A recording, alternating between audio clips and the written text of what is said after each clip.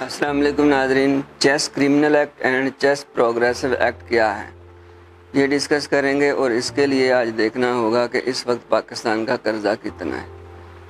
2021 के एंड पे जो मुझे नेट से फिगर मिला है वो ये था कि $1155 पर पाकिस्तानी कर्जा था, यानी 22 करोड़ आवाम और हर एक बंदे के ऊपर $1155। इस हिसाब से अगर मल्टीप्लाई किया जाए आज के रेट के मुताबिक तो 2,31,000 पर पाकिस्तानी बनता है जी। ठीक हो गया।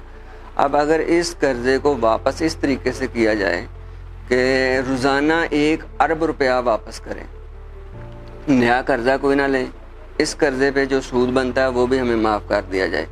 जो ये अमाउंट बनती है इसके ऊपर इसको अगर हम 1 अरब रुपया डेली यानी 365 अरब सालाना हम वापस करें तो हमारे 50,820 दिन बनेंगे, जो कि 140 साल बनते हैं। तो जिन्होंने हमें कर्ज दिया है मुझे नहीं लगता कि वो 140 साल हमें कहेंगे कि जी आप ये कर्जा इसी रफ्तार से वापस करते रहें और आपका कर्ज उतर जाएगा। ये कभी नहीं हो सकता। अब इसको एक मिसाल से समझते हैं। आपने सुना होगा जिसने चेस गेम बनाई थी ना, वो चेस गेम के 8 खाने होते हैं, 8 × 8। तो उसके ऊपर उसने कोई बादशाह के लिए उसने डिज़ाइन की थी गेम, जिसमें घोड़े होते हैं, प्यादे होते हैं, वज़ीर होते हैं, बादशाह होता है। ये एक बड़ी उसने अच्छी सी गेम बनाई और बादशाह को जाके पेश कर दी। बादशाह को ये गेम बहुत ज़्यादा पसंद आई, तो बादशाह के ने इसरार किया कि आप मुझसे कोई इनाम मांगो। अब उस शख्स ने कहा कि बादशाह सलामत, मुझे ऐसा करें कि इसके पहले डब्बे में गंदम या चावल का 1 दाना रखें और दूसरे में 2 करें और तीसरे में 4 करें और इसी तरह हर एक में आप डबल करते जाएं और जो दाने बनेंगे वो आप मुझे दे दें। अब बादशाह बड़ा मायूस हुआ। उसने कहा कि ये शायद मुझसे कोई सोना चांदी जवाहरात मांगता, लेकिन इसने तो क्या बेवकूफ़ी की है। उसने अपने वज़ीर से कहा कि जाओ इसे ये दे दो। हाँ जी, जब वज़ीर ने बादशाह को आके बताया कि ये तो बहुत बड़ी तादाद में गंदम या चावल बन रहे हैं, तो ये तो पूरी सल्तनत में हमारे नहीं है, तो बादशाह उसकी अकल पे बड़ा हैरान हुआ और उसने सोचा कि ये शख्स मेरी सल्तनत के लिए ख़तरनाक हो सकता है। तब उसने हुक्म दिया कि उसे मार दिया जाए। उससे मार दिया गया। अगर इस अक्लमंद बंदे को ना मारा जाता तो इसी एक्ट से ही बहुत सारी चीज़ें वाज़े हो जानी थी। उसको बहुत सारे फार्मूले वाज़े कर सकता था वो शख्स, लेकिन उसे बदकिस्मती से मार दिया गया। क्योंकि तरक्की के सफ़र में भी यही एक्ट लगते हैं और तबाही के सफ़र में भी यही एक्ट लगते हैं। कारोबार के अरूज के लिए भी यही एक्ट लगेगा और कारोबार के ज़वाल के लिए भी यही एक्ट लगेगा। इम्पोर्ट करते वक्त भी यही और एक्सपोर्ट करते वक्त भी यही। इक़दार को अरूज पर ले जाने के लिए भी यही एक्ट लगेंगे और इक़दार का बेड़ा गर्क करने पर भी यही एक्ट लगेगा। और वो एक्ट अगर हम अरूज पे लेके जाना चाहते हैं किसी चीज़ को, किसी अदारे को, किसी मुल्क को, किसी ऑर्गेनाइजेशन को, किसी घर को, तो उसके लिए हम चेस प्रोग्रेसिव एक्ट लगाएंगे। और अगर किसी चीज़ को तबाह करना चाहते हैं तो उसके लिए हम चेस क्रिमिनल एक्ट लगाएंगे। अब देखते हैं कि पाकिस्तानी हुक्मरानों ने क्रिमिनल एक्ट का इंतखाब कर लिया और चाइना के हुक्मरानों ने प्रोग्रेसिव एक्ट का इंतखाब कर लिया। कैसे? पाकिस्तान हर साल या हर 2 साल बाद 1 डब्बा भरता गया कर्ज से, बाहर से, IMF से, दूसरे मुल्कों से कर्ज लेता गया और हर 2 साल बाद 1 डब्बा भरता गया। और चाइना जो हमारे साथ ही आज़ाद हुआ था वो हर 2 साल के बाद 1 डब्बा भरता गया अपनी एक्सपोर्ट का।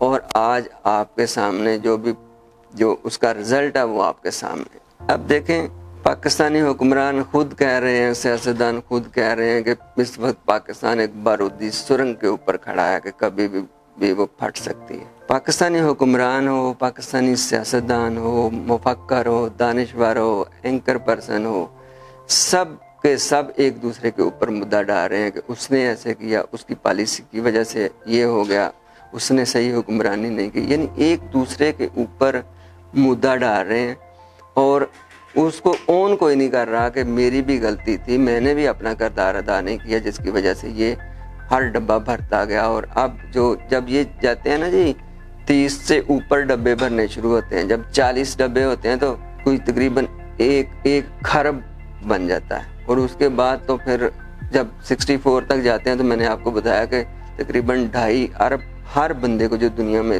7 ارب انسان ہیں ان کو 2.5 ارب روپے آتا ہے. یہ اتنی بڑی اماؤنٹ بن جاتی ہے. اب اس کے لیے ایک مثال سے میں واضح کرتا ہوں کہ ہم ایک دوسرے کے اوپر مدعا ڈالنے سے ہم اس طرح سے نہیں نکلیں گے. ہمیں کرنا کیا چاہیے اس کے لیے ایک مثال ہے کہ ایک ہمارے دوست ہے, ان کا ایک مریض تھا ایک ہاسپٹل کے اندر, اور ایک ڈاکٹر اس کا علاج کر رہا تھا. اس مریض کو کئی بیماریاں تھیں اور بیماریاں بڑھتی ہی چلی گئی. جو علاج کیا اس کی بیماری بڑھتی گئی.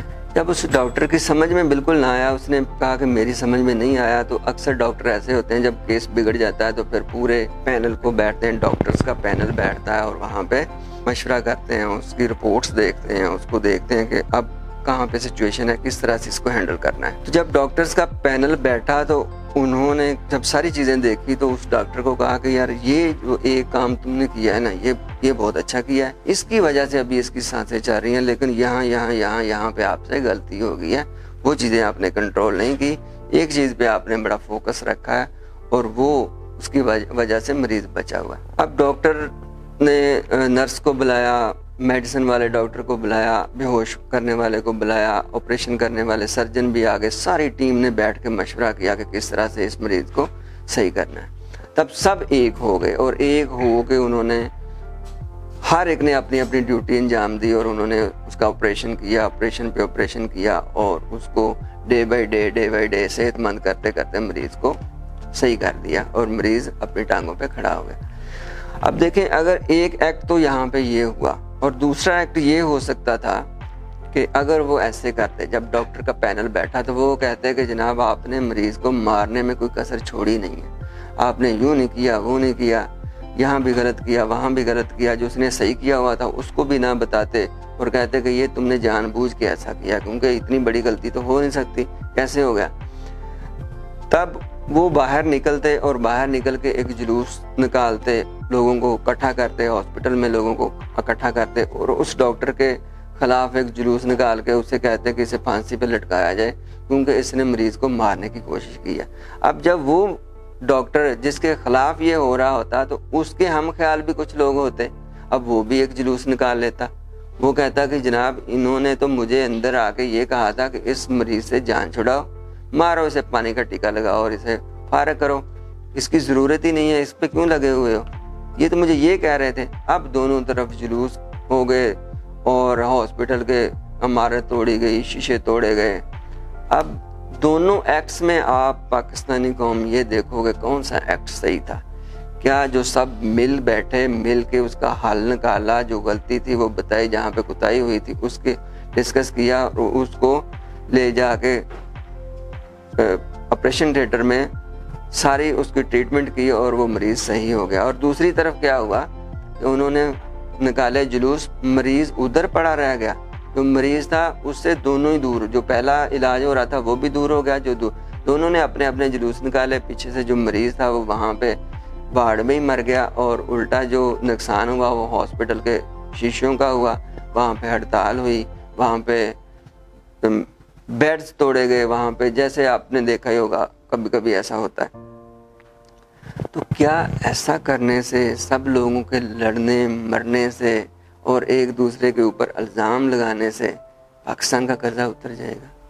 یا 140 سال ہم قرضہ اتارتے رہیں تو کیا ہمارے پاس یا ہماری نسلوں کے پاس اتنا ٹائم ہے؟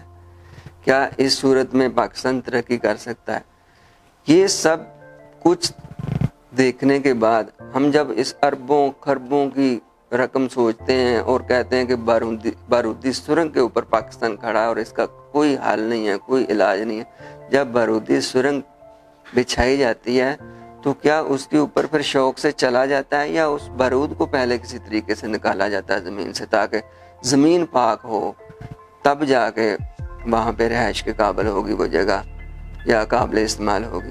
تو اب کیا کرنا چاہیے؟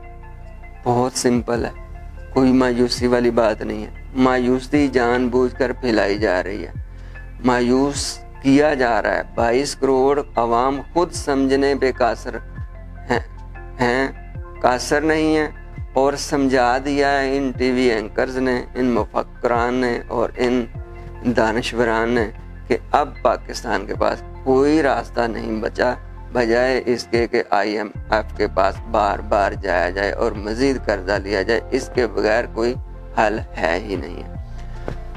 میں پاکستانیوں یہ بہت ہی آسان حل ہے، 2 3 4 5 میکسیمم 5 سال۔ میں آپ کو وہ فارمولہ دوں گا نیکسٹ ویڈیو میں۔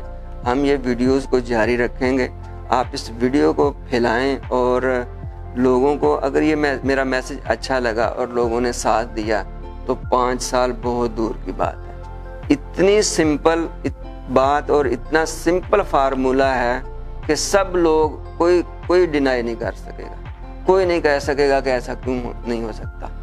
آپ خود کہیں گے کہ ایسا ممکن ہے اور ایسا کرنا چاہیے، لیکن اس کے لیے میری یہ آواز کو دور دور تک پھیلنا چاہیے، سارے پاکستانیوں تک پھیلنا چاہیے۔ نیکسٹ ویڈیو میں یہ لے کے آؤں گا، اگلی بات بتاؤں گا کہ یہ قرضہ کیسے اتارنا ہے، کیا کیا کرنا ہے۔ انشاءاللہ پھر ملاقات ہوگی۔ اس کے ساتھ ہی مجھے اجازت دی۔ اللہ حافظ، اپنا خیال رکھیے۔